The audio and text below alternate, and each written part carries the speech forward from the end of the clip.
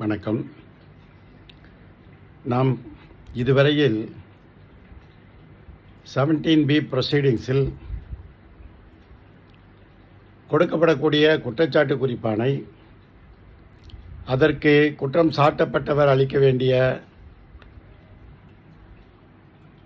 Defence statement, அந்த defence ஸ்டேட்மெண்ட்டின் அடிப்படையிலே விசாரணை அலுவலர் குற்றச்சாட்டுகளை கைவிடலாம் அல்லது குற்றச்சாட்டுகளை மேற்கொண்டு விசாரணை அலுவலர் நியமனம் செய்து விசாரிக்கலாம். இது இரண்டையும் அவர்கள் செய்ய முடியும். அதற்கான அதிகாரம் அவரிடம் உள்ளது. விசாரணை அலுவலர் எப்படி இருக்க வேண்டும், அவருக்கு என்னென்ன தகுதிகள் இருக்கிறது, அவர் குற்றம் சாட்டப்பட்டவரை எப்படி விசாரணை செய்ய வேண்டும், அவருக்கு என்னென்ன அடிப்படை வசதிகளை செய்து கொடுக்க வேண்டும், அதற்கு குற்றம் சாட்டப்பட்டவருக்கு எந்த விதமான உரிமைகள் உள்ளது என்பது பற்றியெல்லாம் இதுவரை பார்த்தோம். கடைசியாக விசாரணை அலுவலர் விசாரணையை முடித்த பிறகு குற்றம் சாட்டப்பட்டவரிடமிருந்து விசாரணை முழுமையாக சரியாக அனைத்து வாய்ப்புகளும் அளிக்கப்பட்டு இறுதி செய்யப்பட்டது என்று சொன்ன பிறகு அதனை விசாரணை அலுவலர் முடித்துவிட்டதாக கூறிவிடுவார். அதன் பின்னர் விசாரணை அலுவலர் தனது அறிக்கையை ஒழுங்கு நடவடிக்கை அலுவலருக்கு சமர்ப்பிக்க வேண்டும். இதற்கான கால அவகாசம் மொத்தம் விசாரணை மற்றும் சமர்ப்பிப்பதற்கான கால அவகாசம் 15 நாட்கள் தான். விசாரணை அலுவலர் என்பவர் குற்றச்சாட்டுடைய மொத்த உண்மை நிலைகளின் அடிப்படையில் ஒழுங்கு நடவடிக்கை அலுவலர் ஒரு உரிய முடிவினை எட்டுவதற்கு தகவல்களை தருகிறார். விசாரணை என்றது அதுதான். He need not establish the charges, but what the charge is, what are all the material facts placed before him, and how the witnesses are responded, everything. இதையெல்லாம் கலெக்ட் பண்ணி அவர் விசாரணை அலுவலர் ஒழுங்கு நடவடிக்கை அலுவலருக்கு தகவல்களை தருகிறார். எதற்கு? அவர் அதன் அடிப்படையில் குற்றச்சாட்டுக்கு என்ன செய்யலாம் என்று இறுதி முடிவை எடுப்பார். எனவேதான் முதலிலேயே சொன்னேன், ஒழுங்கு நடவடிக்கை அலுவலர் இல்லாமல் விசாரணை அலுவலர் குற்றச்சாட்டை நியாயப்படுத்திட வேண்டிய அவசியம் கிடையாது. இதை மீண்டும் மீண்டும் பதிவு செய்கிறேன். ஒவ்வொரு குற்றச்சாட்டின் அடிப்படை ஆவணங்கள், சாட்சிய பதிவுகளின் அடிப்படையிலேயே அறிக்கை செய்தல் வேண்டும். வேறு எந்த காரணங்களும் நீங்கள் சொல்லக்கூடாது. அதேபோல ஒவ்வொரு குற்றச்சாட்டும் நிரூபணமானது அல்லது நிரூபணமாகவில்லை என்று சொல்ல வேண்டும்.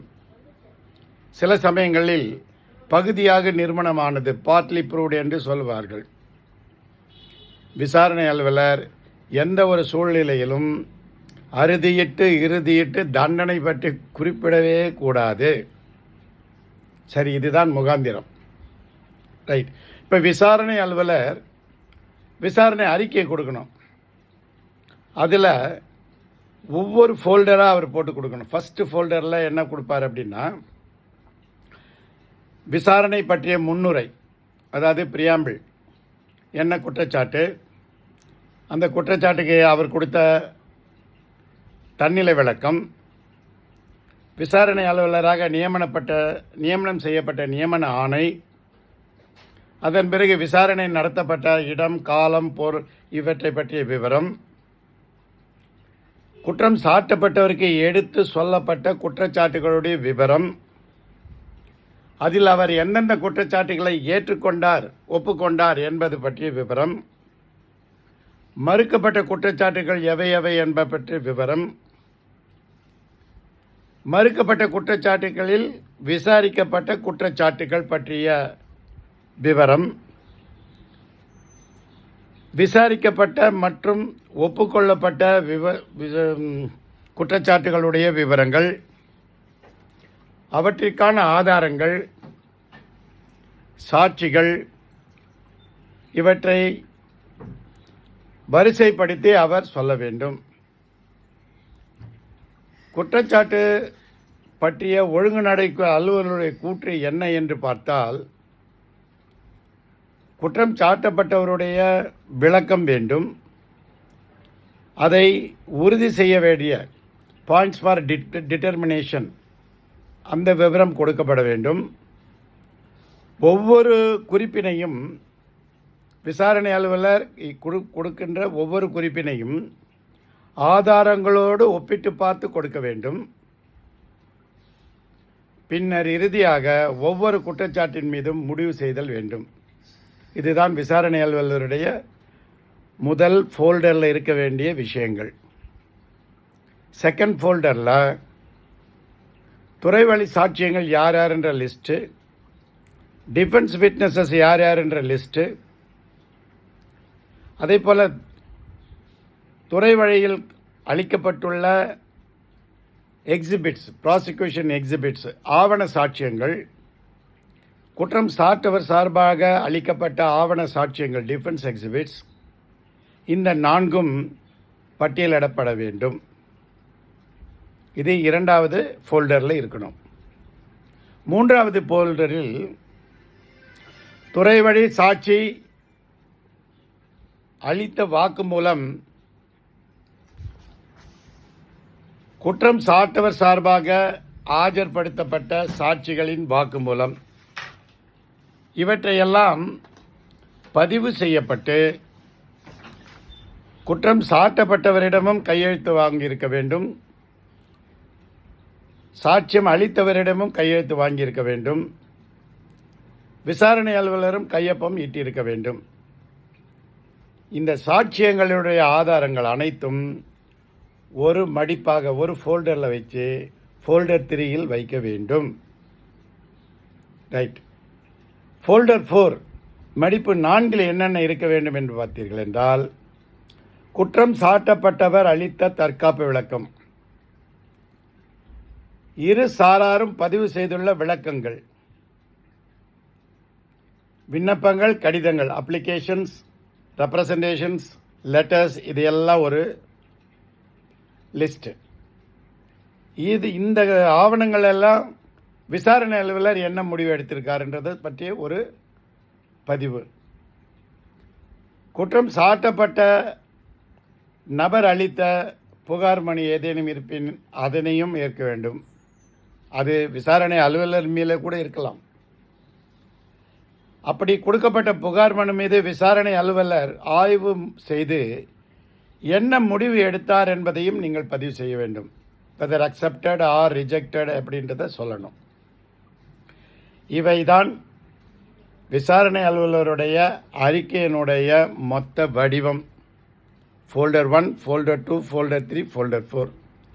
இந்த 4 ஃபோல்டர்களையும் போட்டுவிட்டு இறுதியாக குற்றச்சாட்டு 1 நிரூபிக்கப்பட்டது, குற்றச்சாட்டு 2 நிரூபிக்கப்படவில்லை, குற்றச்சாட்டு 3 நிரூபிக்கப்படவில்லை, குற்றச்சாட்டு 4 நிரூபிக்கப்பட்டது, குற்றச்சாட்டு 5 நிரூபிக்கப்படவில்லை என்று இறுதி செய்து அவர் கையொப்பம் இட வேண்டும். கையொப்பம் இடும்போது அவருடைய டிசிக்னேஷனும் போட வேண்டும். விசாரணை அலுவலர் for joint director of municipal administration நாள் குறிப்பிடப்பட வேண்டும். கண்டிப்பாக தேதி போடப்பட வேண்டும். இதுதான் விசாரணை அலுவலருடைய அறிக்கை என்பது. இதில் எங்கே குழப்படி ஆனாலும், என்ன குறைபாடுகள் ஏற்பட்டாலும் அது குற்றம் சாட்டப்பட்டவருக்கு சாதகமாக போய்விடும். எனவேதான் விசாரணை அலுவலருடைய விசாரணை குறிப்பு அறிக்கை என்பது மிக மிக பிரதானமாகும். நன்றாக நினைவில் கொள்ளுங்கள். The report of the enquiry officer is very much essential, factually correct or incorrect, legally valid or illegal. ஏனென்றால் அதன் அடிப்படையில்தான், அவருடைய ஃபைண்டிங்ஸ் அடிப்படையில்தான் ஒழுங்கு நடவடிக்கை அலுவலர் என் மீதான ஒழுங்கு நடவடிக்கையை, குற்றச்சாட்டுகளை இறுதி செய்கிறார். எனவே அவற்றை சரிவர கொடுக்கப்படவில்லை என்றால் அது சரியாக இருக்காது. அதனை நன்றாக நினைவில் வைத்துக் கொள்ளுங்கள். சரி, இப்போது விசாரணை அலுவலர் இறுதி அறிக்கையை கொடுத்து விட்டார். அவர் இப்போ ஒழுங்கு நடவடிக்கை அலுவலர் அடுத்து என்ன செய்ய வேண்டும்? விசாரணை அலுவலர் கொடுத்த அறிக்கையின் அடிப்படையில் அதை அப்படியே ஏற்றுக்கொள்வாரேயானால், யார்? ஒழுங்கு நடவடிக்கை அலுவலர் ஏற்றுக்கொள்வாரேயானால் எந்த பிரச்சனையும் இல்லை. உதாரணமாக விசாரணை அலுவலர் குற்றம் நிரூபிக்கப்படவில்லை என்று கொடுத்துவிட்டால் இவரும் அதை ஏற்றுக்கொண்டு சார்ஜஸ் டிராப்டு என்று இவர் இறுதியாணை போட்டுவிடலாம். அப்படி இல்லாமல் குற்றச்சாட்டு குறிப்பாணையின் மீது விசாரணை அலுவலர் கொடுத்துள்ள குறிப்பினை நான் ஏற்கவில்லை என்று அவர் முடிவு செய்வாரேயானால் அப்போது அவர் டிஃபர் ஆகிறதுக்கு முடியுமா? அப்படின்னா முடியும். அதற்கு விதிகளில் இடத்தை ஏற்படுத்தி கொடுத்திருக்கிறார்கள். ஒழுங்கு நடவடிக்கை அலுவலர் can differ the findings from the findings of the enquiry officer provided. ஆனால் என்ன செய்யணும்? அவரு he must give fair and proper reasoning for such deviation. அவர் விசாரணை அலுவலருடைய அறிக்கையிலிருந்து மாறுபடுவதற்கான காரணங்களை தெள்ளத் தெளிவாக சொல்ல வேண்டும். அவ்வாறு சொல்லாமல் வெறுமனே I disagree with the findings of the enquiry officer என்று போட்டு இருப்பாரே ஆனால் அது செல்லாது. ஏனென்றால் விசாரணை அலுவலருடைய பதிவுகள் வெறும் ஆலோசனை குறிப்பு மட்டுமே. It is only advisory note. விசாரணை அலுவலருடைய பதிவுகள் ஒழுங்கு நடவடிக்கை அலுவலரை கட்டுப்படுத்தாது. ஆகவேதான் அவர் அதை ஏற்கலாம், ஏற்காமலும் போகலாம் என்ற நிலை இருக்கிறது. ஆனால் விசாரணை அலுவலருடைய அறிக்கையின் அடிப்படையில்தான் ஒழுங்கு நடவடிக்கை அலுவலர் இறுதி செய்ய முடியும். ஆனால் அவர் சுயமான முடிவினை எடுக்க வேண்டும். ஆகவேதான் பெருவாரியான வழக்குகளில் பார்த்தீர்கள் என்றால் the final order issued by the disciplinary authority is a non-speaking order. சுயமான சிந்தனைகளை புத்தியை செலுத்தி ஆய்வு செய்து எடுக்கப்படவில்லை என்று நீதிமன்றத்திலே உறுதி செய்துவிட்டால் entire proceedings will go. எனவேதான் இறுதி ஆணையை இப்போது இருக்கக்கூடிய பெருவாரியான அலுவலகங்களில் அந்த பணியில் இருக்கக்கூடிய அதிகாரிகள், அலுவலர்கள் வெறும் கட் அண்ட் பேஸ்ட் தான் செய்கிறார்கள். ஏனென்றால் கம்ப்யூட்டர் வந்துட்டதுனால ஏதாவது ஒரு கம்ப்யூட்டர் இதில் டிஸ்பிளினரி கேஸ்லேருந்து கட் பண்ணி அதை அப்படியே கொண்டு வந்து ஃபைனல் பேராக போட்டுருவாங்க. அதில் என்ன போட்டிருப்பாங்கன்னா, குற்றம் சாட்டப்பட்டவர் மீது கொடுக்கப்பட்ட குற்றச்சாட்டுகள், அவர் அளித்த தன்னிலை விளக்கம், விசாரணை அலுவலருடைய அறிக்கை, ஆவணங்களோடு சுயமாக ஆய்வு செய்யப்பட்டு ஒழுங்கு நடவடிக்கை அலுவலர் இவருக்கு இன்ன தண்டனை கொடுக்கலாம் என்று முடிவு செய்கிறார். இதுதான் எல்லா ஃபைனல் ஆர்டர்லேயும் நீங்கள் பார்த்தீங்கன்னா இப்படி தான் இருக்கும். அவர் என்ன ஆய்வு செய்தார், எப்படி ஆய்வு செய்தார், குற்றம் சாட்டப்பட்டவர் கொடுத்த கூடுதல் விளக்கத்தில் இருக்கிறத எப்படி ஓவர் கம் பண்ணுறாருன்ற அந்த டீட்டெயில்ஸ் இருக்காது. அவையெல்லாம் நான் ஸ்பீக்கிங் ஆர்டர் என்று ஆகிவிடும். இது இல்லாமல் விசாரணையின் போது பதிவு செய்யப்படாத எந்த ஒரு விவரத்தின் அடிப்படையை கொண்டோ அல்லது குற்றம் சாட்டப்பட்டவர் அறியாமலோ, அதாவது without the knowledge of the delinquent officer இல்லாமலோ, அவருக்கு அதனை மறுத்திட உரிய வாய்ப்பு அளிக்காமலோ இருந்தால் அது செல்லாது. நன்றாக நினைவில் வைத்துக் கொள்ளுங்கள்.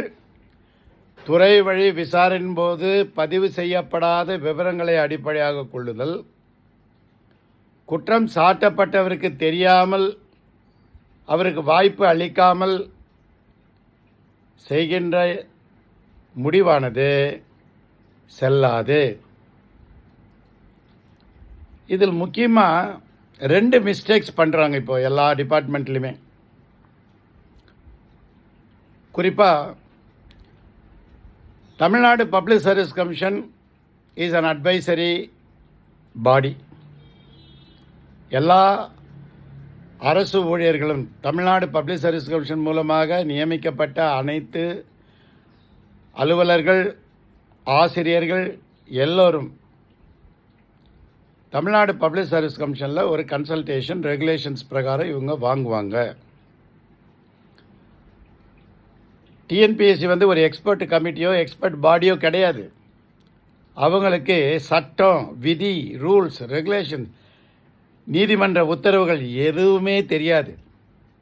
ஆனாலும் ஒரு ரெகுலேஷன் இருக்குது, அதன்படி இவர்கள் அனுப்பி விடுகிறார்கள்.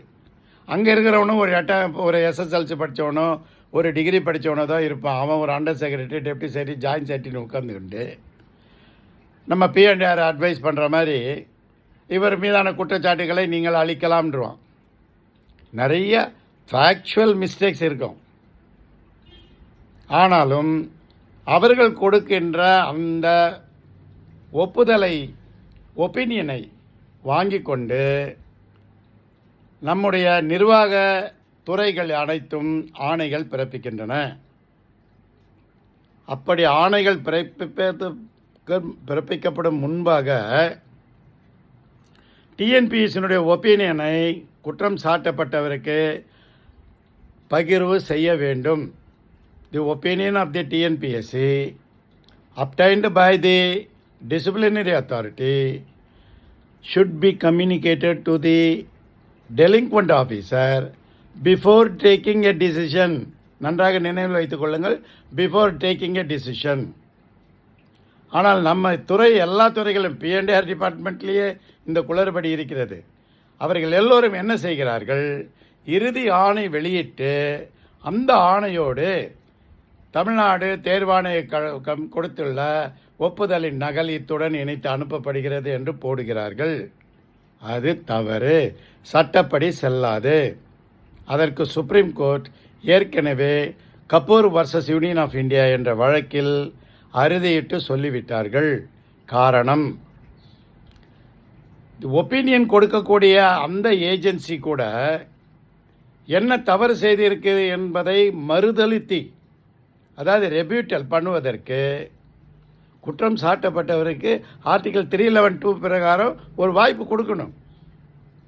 Fair and proper reasoning, fair and proper opportunity அது கொடுக்கப்படவில்லை என்றால் இந்த ஒரு காரணத்துக்காக அந்த ஆணை ரத்தாகிவிடும். இதையெல்லாம் விட மிகப்பெரிய விஷயத்தை நீங்கள் நல்லா தெரிஞ்சுக்கோங்க. இது தலைமை செயலகத்தில் இன்றைக்கு பணிபுரிகின்ற அடிஷ்னல் செக்ரட்டரியில் இருந்து அண்டர் செக்ரட்டரி வரைக்கும் இருக்கக்கூடிய அலுவலர்களுக்கே தெரியாது. என்ன என்றால், இறுதி ஆணையானது ஒழுங்கு நடவடிக்கை அலுவலரால் மட்டுமே கையொப்பம் இட்டு குற்றம் சாட்டப்பட்ட அலுவலருக்கு வழங்கப்பட வேண்டும். இது அரசாணை நிலை எண் 97 பிஎன்டிஆர் டிபார்ட்மெண்ட்டில் ஆர்டர்ஸ் போட்டிருக்கிறார்கள். அதன் அடிப்படையில் செக்ரட்டேரியட் ஆஃபீஸ் மேனுவலும் அமெண்ட்மெண்ட்டு பண்ணியிருக்கிறாங்க. ஆனால் இதை P&R டிபார்ட்மெண்ட்டில் இருக்கக்கூடிய அதிகாரிகளுக்கு கூட தெரியாது. காரணம், கண்டினியூட்டி ஆஃப் சர்வீஸ் எந்த துறையிலும் இல்லை. இவர்களுக்கு போதிய பயிற்சியும் யாரும் அளிப்பதில்லை. அப்படியே கொடுத்தாலும் கூட P&Rல இருக்கக்கூடிய டைப்பிஸ்ட்டு, ஆர்சி ப்ரமோட்டி, இல்லை யாரோ அண்டர் சைட்டி டெப்டி யாரோ ஒருத்தர் ஒப்புக்காக ஒரு பயிற்சி கொடுக்கிறார். அவர் அந்த புஸ்தகத்தை படிப்பார், அவ்வளோதான். இப்போ நாங்கள் சொல்லுவது போல் இந்த இடத்துல இது தப்பு அப்படின்னு யாரும் சொல்லி கொடுக்கறது இல்லை. இந்த 97 ஜிஓவே நிறைய பேருக்கு தெரியாது. முதல் முறையாக N Selvakumar junior engineer, Jayankondan municipality, in charge as municipal commissioner என்பவருக்கு பணி நீக்கம், ரிமூவல் ஃப்ரம் சர்வீஸ் பனிஷ்மெண்ட் கொடுத்த அந்த வழக்கில் நீதிமன்றம் கான்ட்ராக்டருக்கு 1 கோடி ரூபாய் முழுமையாக 100% பேமெண்ட் பண்ணது தவறு, ஆகவே இவருக்கு கொடுத்த அந்த தண்டனை செல்லும் என்று சொன்னபோது இறுதியாக இந்த விஷயத்தை எடுத்து சொன்னேன். என்ன? இறுதி ஆணை சட்டப்படி, அரசு ஆணைப்படி, செக்ரட்டேரியட் ஆஃபீஸ் மேனுவல் படி செயலர் தான் கையெழுத்து போட்டு கொடுக்க வேண்டும். ஆனால் அந்த ஆணையில் சாவித்திரி என்று ஒரு பிரிவு அலுவலர் கையொப்பமிட்டுள்ளார்.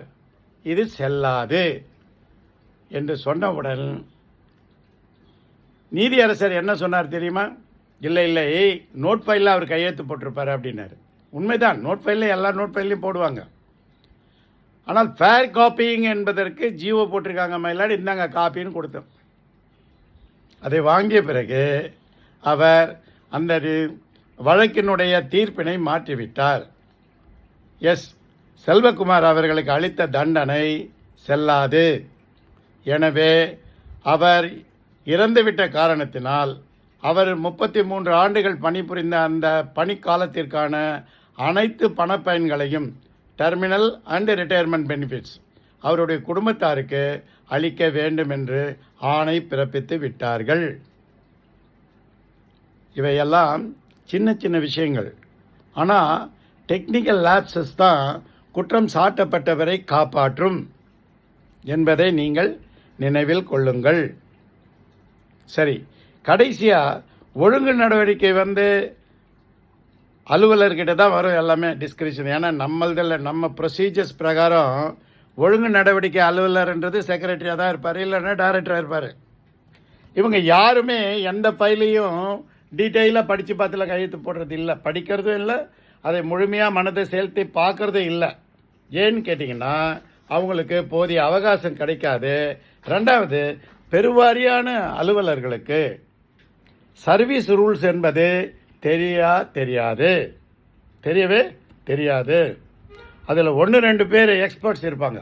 மற்றபடி பெருவாரியானவர்கள் கீழே எழுதி வைக்கக்கூடிய அந்த நோட்டை அப்படியே ஏற்றுக்கொண்டு கையெழுத்து சரியா இருக்கா அப்படின்னு கேட்டுட்டு கையெழுத்து போட்டு கொடுத்துருவாங்க.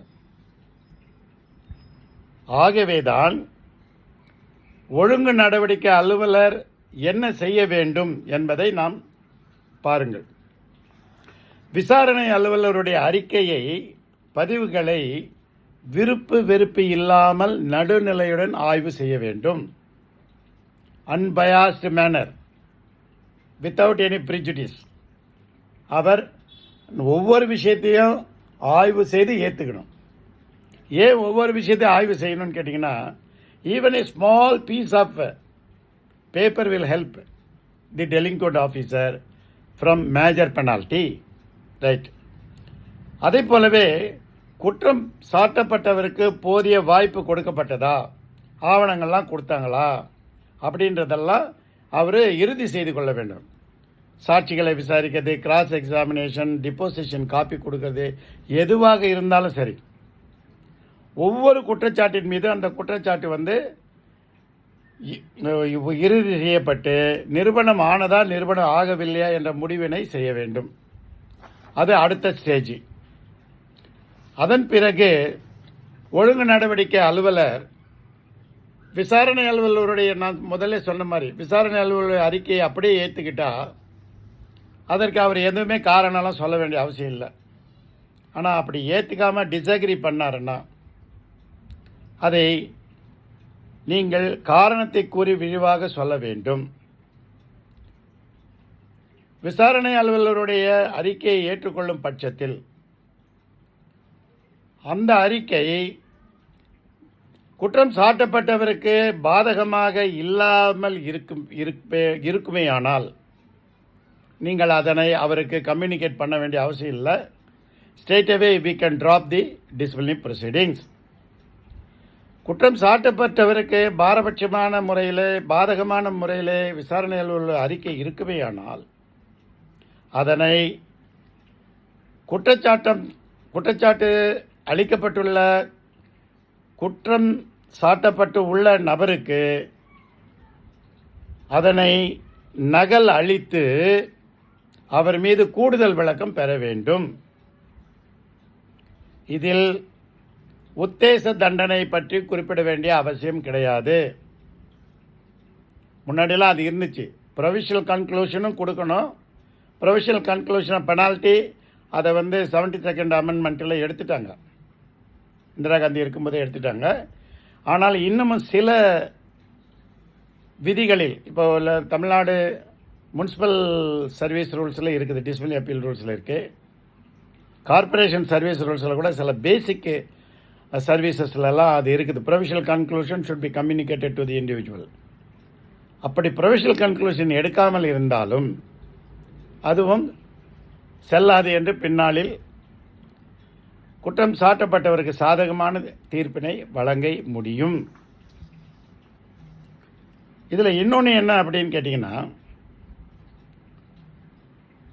விசாரணை அலுவலருடைய அறிக்கையை நீங்கள் கம்யூனிகேட் பண்ணுறதுக்கு அல்லது டிஸ்அக்ரி பண்ணிடுறீங்க, நீங்கள் ரீசனிங்கும் கொடுத்துட்றீங்க.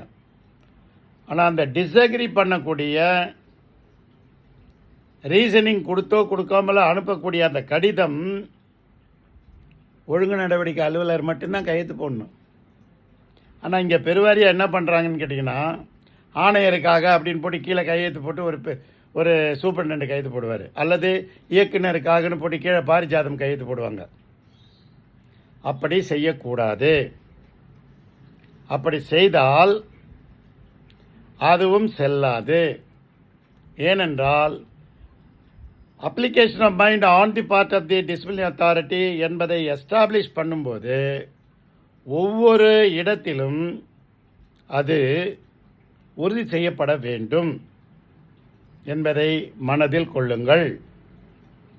சரி, இப்போ எல்லா ஃபார்மாலிட்டிஸும் கம்ப்ளீட் பண்ணிட்டாரு. இப்போ இறுதி ஆணை போடணும். இறுதி ஆணையில் அவர் என்ன செய்யணும் அப்படின்னு சொன்னால், அடிப்படை உண்மை விவரங்களுக்கு ஆதாரங்கள் இல்லாத குற்றச்சாட்டுகள் எதேதோ அதெல்லாம் கைவிட்டுடணும். இப்போ ஒரு 5 சார்ஜ் போட்டிருக்காங்க. அந்த 5 சார்ஜில் 2 சார்ஜுக்கு ஃபேக்சுவலாக எந்த எவிடன்ஸும் இல்லை, எந்த டாக்குமெண்ட்ஸ் இல்லைன்னா அதை ட்ராப் பண்ணிடலாம். அதே மாதிரி ஃபைனல் ஆர்டர்ன்றது ஒழுங்கு நடவடிக்கை அலுவலர் மட்டும்தான் வெளியிடணும். அவர் மட்டும்தான் கையெழுத்து போட்டு கொடுக்கணும். Even charge memo delegated authority கொடுத்திருந்தாலும் கூட ஒழுங்கு நடவடிக்கையினுடைய தண்டனை இறுதி ஆணை பிறப்பிப்பது டெலிகேட்டட் அத்தாரிட்டி பண்ண முடியாது. அதுபோலவே இறுதி ஆணையை ஒழுங்கு நடவடிக்கை அலுவலர் மட்டுமே கையெழுத்து போட்டு கொடுக்க வேண்டும். மேலும் ஒழுங்கு நடவடிக்கை விதிகளில் விதி 8 கீழான தண்டனைகளை அளிக்கும் போது, மேஜர் பெனால்ட்டி கொடுக்குறாங்க இல்லையா, இந்த ரிடக்ஷன் இன் ரேங்க்கு அல்லது சீனியாரிட்டி ரிடக்ஷன் அல்லது லோயர் ரேங்க்குக்கு கம்பல்சரி ரிட்டையர்மெண்ட்டு, ரிமூவல் ஆர் டிஸ்மிஸ்லாம் கொடுக்குறாங்க இல்லையா, இதெல்லாம் கொடுக்கும்போது இந்த 17B மேலே கூடுதல் விளக்கம் பெறாமல் கொடுக்க முடியாது. Further explanation should be obtained from the delinquent officer. சரி, இதில் 2-3 தவறுகளை அவர் அந்த ஃபைனல் ஆர்டர் போடுறதுக்கு முன்னாடி செய்யறதுக்கு வாய்ப்பு இருக்குது. என்ன அப்படின்னு கேட்டிங்கன்னா, ஃபைனல் ஆர்டர் இஷ்யூ பண்ணுறதுக்கு முன்னாடி பர்சனல் ஹியரிங் ஒருவர் கேட்டிருப்பார். ஆனால் நேர்முகமாக நான் வந்து கேட்கணும் பார்க்கணும் அப்படின்னு சொன்னால் அவருக்கு நீங்கள் பர்சனல் ஹியரிங் கொடுக்கணும். இப்போ ஒரு வழக்கில் முன்னாள் இயக்குனர், நகராட்சி நிர்வாக இயக்குனர், இப்போது அவர் வந்து டிஆர்டியாக இருக்கார், அவர்கிட்ட வந்து பர்சனல் ஹியரிங் கேட்டிருந்தோம். அவர் அனுமதித்த அந்த கடிதம் நாளைக்கு 10 மணிக்கு நேரில் பார்க்கணும்னு சொல்லி இன்றைக்கி சாயந்தரம் 5:45 தான் கொடுக்குறாங்க. அவர் கோயம்புத்தூர் ஒரு மூலையிலேருந்து ஓடி வர்றார் லாரியை பிடிச்சி. நானும் உடன் சென்றிருந்தேன். நான் அவரிடம் சொன்னது என்னவென்றால், இதில் இவர் 28 பக்கத்துக்கு ஒரு கூடுதல் விளக்கம் கொடுத்துருக்கிறாரு. இந்த கூடுதல் விளக்கத்தில் சொல்லியிருக்கக்கூடிய எதையுமே உங்களால் மறுக்க முடியாது. ஏனென்றால் என் மீது சுமத்தப்பட்டுள்ள குற்றச்சாட்டு 1,58,00,000 ரூபாய் மிஸ்அப்ரோப்ரியேஷன். அனைத்தும் செக்கு போட்டு எடுத்திருக்கிறாங்க.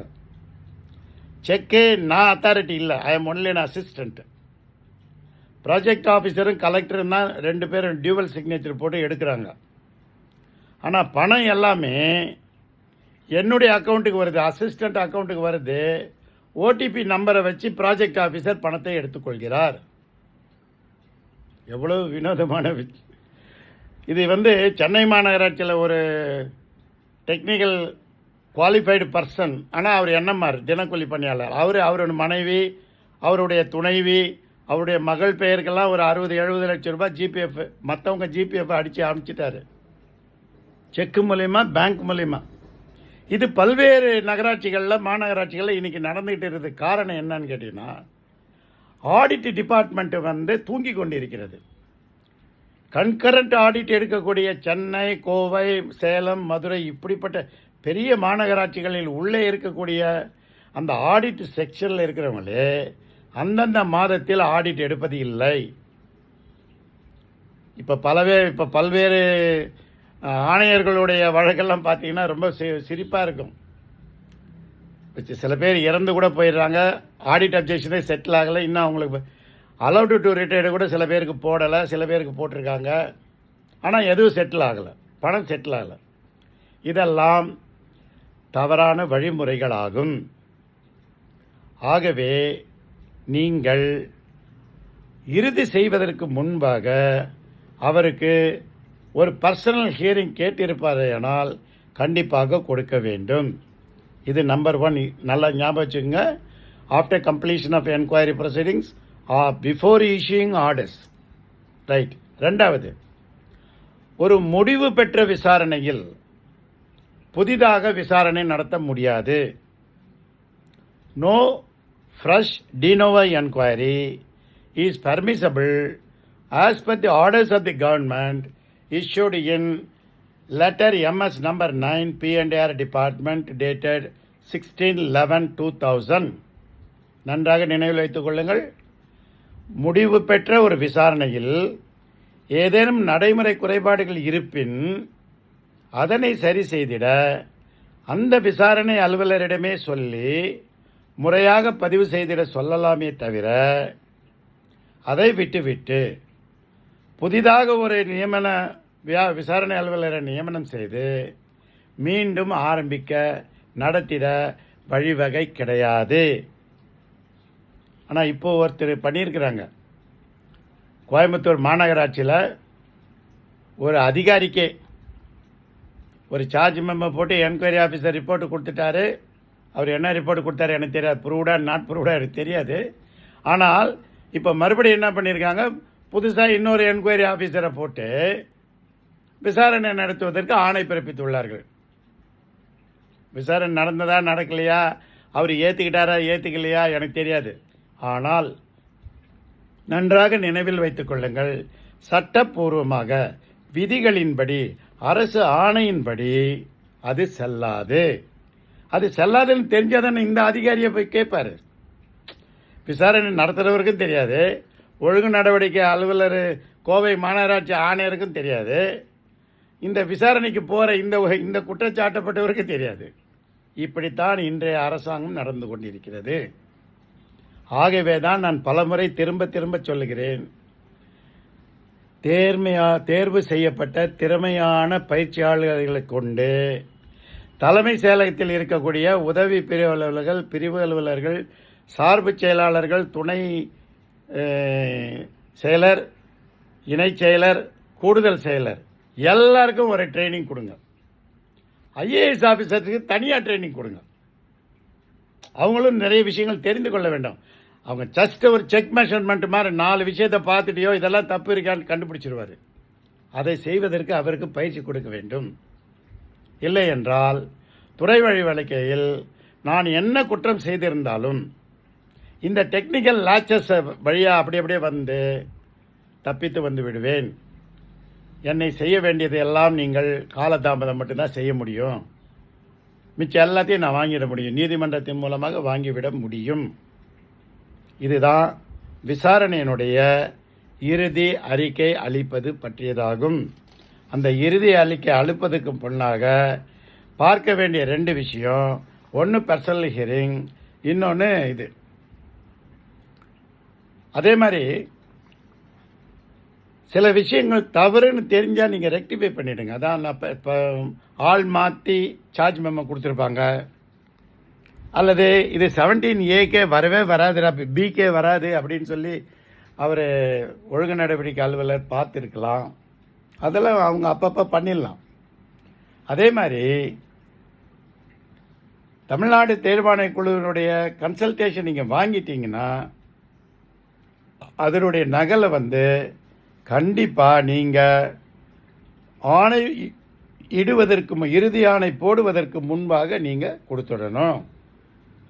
சரி, இப்போ இதெல்லாம் நீங்கள் பார்த்துட்டீங்க. எதெல்லாம் உங்களுக்கு பாதுகாப்பு, எதையெல்லாம் நம்ம தவிர்த்தா டெலிங்க்வெண்ட் ஆஃபீஸரை ப்ராப்பராக பனிஷ் பண்ண முடியும்னு நோட் பண்ணிக்கிட்டீங்க நோட் புக்கில். ரைட், இதை நீங்கள் 1 முறைக்கு 2 முறை காணொலியை போட்டு கூட நீங்கள் எழுதிக்கலாம். நான் கொஞ்சம் வேகமாக போகிறதுனால. சரி, இப்போ ஃபைனல் ஆர்டர் போடணும்.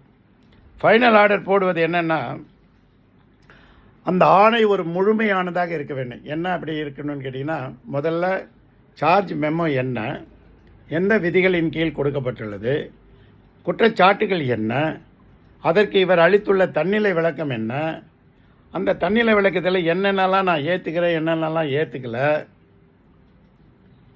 விசாரணை அலுவலரை யாரை நியமிச்சிங்க, அவர் விசாரணை முறையாக நடத்திட்டாரா, அனைத்து வாய்ப்புகளும் கொடுக்கப்பட்டு ஆவணங்கள் அளிக்கப்பட்டு விசாரணை முற்று பெற்றதா, விசாரணை அலுவலருடைய அறிக்கை என்ன, ஃபைண்டிங்ஸ் என்ன, அதை மறுபடியும் நம்ம டிசிப்ளினரி அத்தாரிட்டி டெலிங்க்வெண்ட் ஆஃபீஸருக்கு கொடுத்து அவரிடமிருந்து கூடுதல் விளக்கம் பெறப்பட்டதா, டிஎன்பிஎஸ்சியில் நீங்கள் கன்சல்டேஷன் பண்ணியிருந்தீங்கன்னா அதனுடைய ஒப்பீனியன் கொடுத்துட்டோமா அவருக்கு, எல்லாத்தையும் சொல்லிவிட்டு இறுதியாக ஒழுங்கு நடவடிக்கை அலுவலர் தன்னுடைய விளக்கத்தை சொல்லணும். ஒவ்வொரு சார்ஜுக்கும் சொல்லணும். அதாவது குற்றம் சாட்டப்பட்டவருக்கு எதிராக இறுதி செய்யப்படக்கூடிய அனைத்து குற்றச்சாட்டுகளின் மீதும் குறிப்புரை வைக்க வேண்டும். உதாரணத்துக்கு நான் ஒன்று சொல்கிறேன் கேளுங்க. ஒரு ஹெச்ஆர்என்சி டிபார்ட்மெண்ட்டில் ஒரு இன்ஸ்பெக்டர், அவரை டெபுடேஷனில் ஒரு கோயிலில் சூப்பர்டெண்டாக போடுறாங்க. ஆனால் அங்கே இஓ தான் head of the department. Assistant commissioner next authority அவர் ஹோல்டிங் இன்சார்ஜ் பண்ணிட்டு இருக்கிறாரு. ஒரு நாள் 5/4/2022 அன்னைக்கு ஜாயின்ட் கமிஷனர் ஒரு மீட்டிங் நடத்துகிறாரு சேலத்தில். இவங்க சேலத்துக்கு போய் ஜாயின்ட் கமிஷனருடைய மீட்டிங் அட்டன் பண்ணுறாங்க. 2 மணிக்கு நாமக்கல் வராங்க. சாப்பிட்டுட்டு 3 மணிலேருந்து நைட்டு 9 மணி வரைக்கும் அசிஸ்டன்ட் கமிஷனர் கூட இருக்கிறாங்க. வேரியஸ் மீட்டிங் நடத்துகிறாங்க, வேரியஸ் டிஸ்கஷன் நடக்குது, வேரியஸ் ஃபைல்ஸை கிளியர் பண்ணுறாங்க, எல்லாமே நடக்குது. 9:30 மணிக்கு தான் அலுவலகத்தை விட்டு குற்றம் சாட்டப்பட்டவரும் அந்த குற்றச்சாட்டினை அளித்துள்ள டெலிகேட்டட் அத்தாரிட்டி அசிஸ்டன்ட் கமிஷனரும் வெளில போகிறாங்க. இவர் மீது என்ன குற்றச்சாட்டு அப்படின்னா, அந்த 5ஆம் தேதி அன்னைக்கு அந்த கோவில் நடத்துகின்ற கருணை இல்லத்தில் இருக்கிற குக்கு பசங்களை அடிச்சிட்டாரு. அதை உடனடியாக இந்த இன்ஸ்பெக்டரு ஜாயின்ட் கமிஷனருக்கு தெரிவிக்கவில்லை. இதுதான் குற்றச்சாட்டு. நல்லா ஞாபகத்தில் வச்சுக்கோங்க. அவர் தன்னிலை விளக்கத்தில் சொல்கிறாரு, ஐயா 5ஆம் தேதி நடந்ததாக சொல்கிறாங்க, இந்த விஷயம் எங்களுடைய நாலேஜுக்கு வரல. நான் I was with the assistant commissioner the disciplinary authority, delegated disciplinary authority till 9:30 PM in the office. Nobody game, nobody given complaint. 6ஆம் தேதி எனக்கு தகவல் வந்த உடனேயே நான் என்னுடைய இமீடியட் பாஸ் அசிஸ்டன்ட் கமிஷனருக்கு தகவல் கொடுக்கப்பட்டது. அதை அவரும் ஒத்துக்கிறாரு. ஆனால் அசிஸ்டன்ட் கமிஷனர் ஜேசிக்கு கொடுக்கல. ஜேசி இப்போ எனக்கு சார்ஜ் மெமோ கொடுக்குறாரு. அது ஏனென்றால் இந்த குக்கை அடித்த விஷயம் பேப்பர்லலாம் பரபரப்பாக வந்த உடனே யாரையாவது ஒருத்தர் வெட்டின உடனே என்னை சஸ்பெண்ட் பண்ணிட்டாங்க. அப்படி சஸ்பெண்ட் பண்ணவரும் இன்காம்பிட்டன்ட் அத்தாரிட்டி. அந்த குக்கையே சஸ்பெண்ட் பண்ணாங்க. அந்த குக்கு போய் கோர்ட்டில் போய் ஸ்டே வாங்கி ஜாயின் பண்ணிட்டான். அந்த சஸ்பென்ஷன் ஆர்டரை குவாஷ் பண்ணிட்டாங்க கோர்ட்டில். அது வேறு காரணத்துக்காக. இப்படி வேண்டுமென்றே சில சமயங்கள் செய்வதை மேலே இருந்து நாம் ஆணை போடுவதற்கு முன்பாக பார்த்தால் மட்டுமே தவறுகள் தெரியும். இல்லை என்றால் வெறும் மொட்டை கையெழுத்து போட்டு அப்ரூவ் பண்ணிடுவாங்க. அது குற்றம் சாட்டப்பட்டவருக்கு எதிராக மட்டுமே முடியும். ரைட். டிசிப்ளினரி அத்தாரிட்டி மட்டும்தான் ஃபைனல் ஆர்டர் போடணும். அதிகாரி போட முடியாது.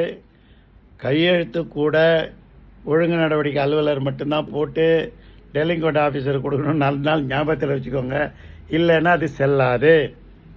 ரைட். இறுதி ஆணையை குற்றம் சாட்டப்பட்ட அந்த அலுவலர் இருக்கார்ல, அவருக்கு நீங்கள் சார்பு செய்து ஒப்புகை பெற வேண்டும், அக்னாலஜ்மெண்ட் வாங்கணும். சில பேர் ஆஃபீஸிலே இருப்பாங்க, ஆனால் பை ஸ்பீட் போஸ்ட் அனுப்பிச்சிடுவாங்க, இல்லைன்னா ஆர்பிஐடியில் அனுப்புவாங்க. அதெல்லாம் தப்பு. கொடுத்து கையெழுத்து வாங்கணும், அக்னாலஜ்மெண்ட் இருக்கணும், அவருடைய பெயர் முகவரி எல்லாத்தையும் கரெக்டாக இருக்கான்னு பார்த்து செய்யணும். ரைட்டு.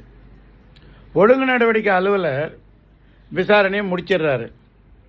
ஆனால் அவரே பார்க்குறாரு, இதுக்கெல்லாம் சும்மா மைனர் பனிஷ்மெண்ட்டாக போதியா அப்படின்னு சொல்லி சொன்னால்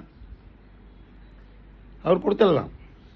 மேஜர் பனிஷ்மெண்ட் அதிகாரம் பெற்ற ஒழுங்கு நடவடிக்கை அலுவலர் 17B எடுத்திருந்தாலும் கூட சிறு தண்டனை அளிக்க அவரே பண்ணலாம். அதுக்கு மறுபடியும் 17A போட வேண்டிய அவசியம் இல்லை. அதே மாதிரி குற்றச்சாட்டுகள் நிரூபணம் ஆகலைன்னா அவரே ட்ராப் பண்ணிட்டு ஆர்டர் போட்டுடலாம். மறுபடியும் கம்யூனிகேஷன்லாம் பண்ண வேண்டியதில்லை. ஆனால் குற்றம் சாட்டப்பட்டவர் தற்காலிக பணி நீக்கத்திலிருந்து பணி நீக்கம் செய்யப்பட்டால், டிஸ்மிசல் ஃப்ரம் சர்வீஸ் பண்ணால், அதை முன் தேதியிட்டு வெளியிட முடியாது. Any punishment, dismissal, removal from service from the date of issue of the order, not retrospectively from the date of suspension. அது முன் தேதிட்டு வராது. அதுபோலவே பணி விடுதல், பணி நீக்கம் போன்ற தண்டனைகளை அளிக்கும்போது ஆணை பிறப்பிக்கும் அதிகாரி தண்டனை பெறும் அலுவலரை நியமனம் செய்த அலுவலரை விட கீழ்நிலை அலுவலராக இருக்கக்கூடாது. ஆணை பிறப்பிக்கும் அதிகாரி தண்டனை பெறும் அலுவலரை நியமனம் செய்த அலுவலர், அதாவது அப்பாயிண்டிங் அத்தாரிட்டி விட கீழ்நிலையில் இருக்கக்கூடியவர் பண்ண முடியாது. இது விதிகள். சரி, இறுதி ஆணை போடும்போது என்னென்னலாம் கவனத்தில் வச்சுக்கணும் அப்படின்னா, dismissal, removal, reduction in rank retrospective effect போடக்கூடாது. அதே மாதிரி டெலிங்க்வெண்ட் அண்டர் சஸ்பென்ஷன்னா from the date of order இருக்கணும், நாட் ரெட்ராஸ்பெக்டிவ்லி. ரிடக்ஷன் இன் ரேங்க்கும் அதே மாதிரி தான், from the date of order, not retrospectively. Compulsory retirement கொடுக்குறீங்கன்னா அதில் அந்த கம்பல்சரி ரிட்டையர்மெண்ட்டுக்கான விதி இருக்குல்லையே எஃப்ஆரில், அந்த விதியின் கீழாக இருக்கக்கூடிய நிபந்தனைகளை பூர்த்தி செய்ய வேணும். எவ்வளோ வருஷம் சர்வீஸ் இருக்கணும், குவாலிஃபைங் சர்வீஸ் எவ்வளோ இருக்கணும், அதெல்லாம் இருந்தால் தான் கம்பல்சரி ரிட்டையர்மெண்ட் பண்ண முடியும். ஆனால் தண்டனை மினிமம் 10 வருஷம் இருந்தாலே கொடுத்துடலாம். கம்பல்சரி ரிட்டையர்மெண்ட்டை அண்டர் FR 56 கொடுக்கறதா இருந்தால் இந்த ப்ரொவிஷன்ஸ் எல்லாம் சாட்டிஸ்ஃபை பண்ணணும். ஆஸ் அ பனிஷ்மெண்ட் கொடுத்தால் 17B ப்ரொசீடிங்ஸில் 10 வருஷம் இருந்தாலே கம்பல்சரி ரிட்டைர்மெண்ட் கொடுத்துருவாங்க. அதே மாதிரி ரிடக்ஷன் டு லோயர் போஸ்ட் அல்லது லோயர் டைம் ஸ்கேல்னு நீங்கள் ஆர்டர் போட்டிங்கன்னா பீரியடை மென்ஷன் பண்ணணும். எத்தனை ஆண்டுகளுக்கு பர்மனெண்ட்டாக ஒருத்தர் ரிடக்ஷன் ரேங்க் பண்ண முடியாது, பண்ணக்கூடாது. Not for unspecified period on restoration whether the post postponed the future increment, whether it postponed the future increment, if so, what extent, reduction period, exclusion of leave period, இது எல்லாமே அதில் சொல்லப்பட வேண்டும். இறுதியாக DVAC கேஸில் டிபார்ட்மெண்டல் ப்ரொசீடிங்ஸ் எடுப்பார்களேயானால், தலைமை செயலகத்தில் கூட இந்த பழக்கம் இருக்குது. கன்கரன்ஸ் ஆஃப் விஜிலன்ஸ் கமிஷனர் வேண்டும் அப்படின்னு சொல்றாங்க. ஆனால் நிர்வாக பகிர்வீட்டின் கீழாக அது தேவை அற்றது. ஏனென்றால் ஒழுங்கு நடவடிக்கை அலுவலர் என்பவருக்கு முழு அதிகாரம் Tamil Nadu civil service district appeal ரூல்ஸ்ல இருக்குது. Once the vigilance and anti corruption has dropped the proceedings of initiating criminal proceedings, they are excluded from the area of operation. ஆகினால நான் முதல்ல சொன்ன பிரகாரம் அவர்களுக்கு சாட்சிகளை கொண்டு ப்ரொடியூஸ் பண்ற அதிகாரம் மட்டும்தான் இருக்குமே தவிர they cannot participate in the proceedings, they cannot give consent. ஆனால் நம்ம வாங்கிட்டு தான் இருக்கிறோம். அது மூன்றாவது நபருடைய தலையீடு இருக்கிறது என்பதை நீங்கள் நீதிமன்றத்தில் நிரூபிப்பீர்களேயானால் அந்த குற்றம் சாட்டப்பட்டவர் ஜெயித்து விடுவார். ஏனென்றால் ஒழுங்கு நடவடிக்கை அலுவலர் தன்னுடைய புத்தியை செலுத்தி ஆணை பிறப்பிக்க வேண்டும் என்று இருக்கிறது, அப்ளிகேஷன் ஆஃப் மைண்ட். அதில் மூன்றாவது நபருடைய கன்சல்டேஷன், கம்பல்ஷன் வந்துவிட்டது என்பதை நீங்கள் நிரூபிப்பீர்களேயானால், அதனால தான் நான் முதலே சொன்னேன், even consulting TNPSC is only formal, அது கம்பல்ஷன் கிடையாது. நீங்கள் டிஎன்பிஎஸ்சி இல்லை இவருக்கு தண்டனை கொடுக்கலான்னு சொன்னால் எங்கள் டிஸ்பிளினரி அத்தாரிட்டியில் தேவையில்லைன்னு போடலாம், போடக்கூடாதுன்னு இல்லை. அப்படி போட்டால் சர்க்குலேஷன் போகணும். இல்லை அவங்க எல்லாரும் சொன்னதையே மாற்றி எழுதின செக்ரட்டரிக்கு இருந்துன்னா சிஎம் வரைக்கும் சர்க்குலேஷன் போகும், அவ்வளோதானே தவிர அதிகாரம் அந்த செயலர், அதாவது ஒழுங்கு நடவடிக்கை அலுவலரிடம் மட்டுமே இருக்கிறது. அவர் அதை முழுமையாக பயன்படுத்த முடியும். ரைட். இதுவரைக்கும் 17B ப்ரொசீடிங்ஸில் உங்களுக்கு எல்லா விஷயங்களும் தெள்ள தெளிவாக குறிப்பாக விளக்கங்களோடு கொடுக்கப்பட்டுள்ளது. இனி அடுத்த காணொளியில் நாம் குற்றவியல் நடவடிக்கையில் என்ன செய்யப்படுகிறது என்பதை பற்றி பார்ப்போம். நீங்கள் இவை அனைத்தையும் பதிவு செய்து வைத்துக் கொள்ளுங்கள். நன்றி, வணக்கம்.